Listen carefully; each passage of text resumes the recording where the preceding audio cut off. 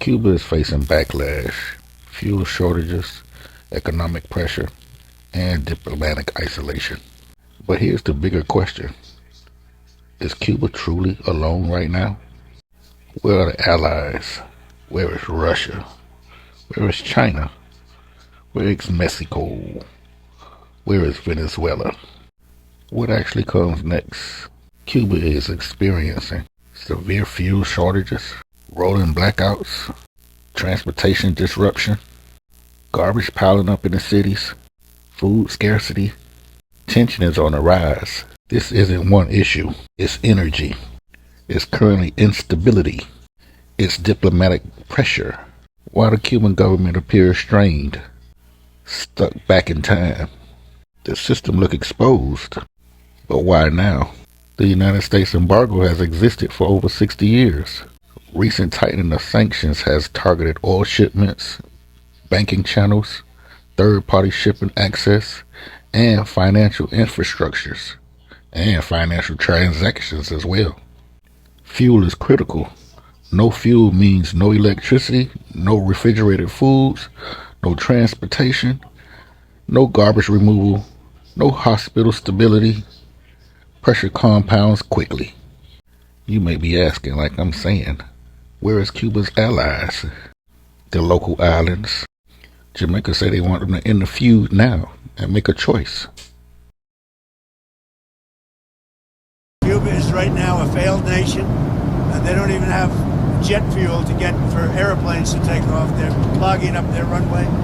We're talking to Cuba right now. I have Marco Rubio talking to Cuba right now, and they should absolutely make a deal because it's really a humanitarian threat. China has provided limited investment and some infrastructure cooperation, but China is careful. It avoids direct confrontation 90 miles from the United States shore. Who crazy enough? They still putting satellites and antennas on the land of Cuba. Yeah, that's China. What about Russia?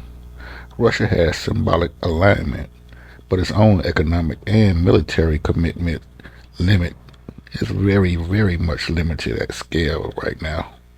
Can't even rescue itself. You may be asking about Mexico and Brazil.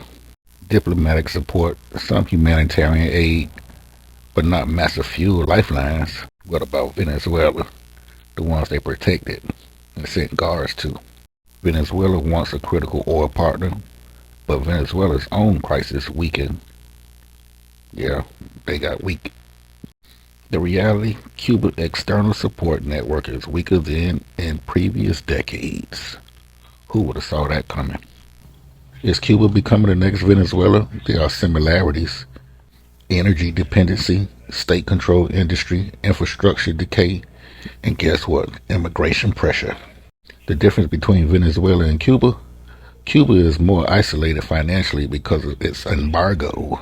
Venezuela still trades oil globally. The fundamental problem Cuba has is it has no economy, and the people who are in charge of that country, in control of that country, they don't know how to improve the everyday life of their people without giving up power over sectors that they control. They want to control everything. They don't want the people of Cuba to control anything. The difference matters. Some argue increased pressure forces political transition. Others argue sanctions primarily hurt citizens first. If policymakers like Marco Rubio push for increased leverage, the goal would be political reform or transition.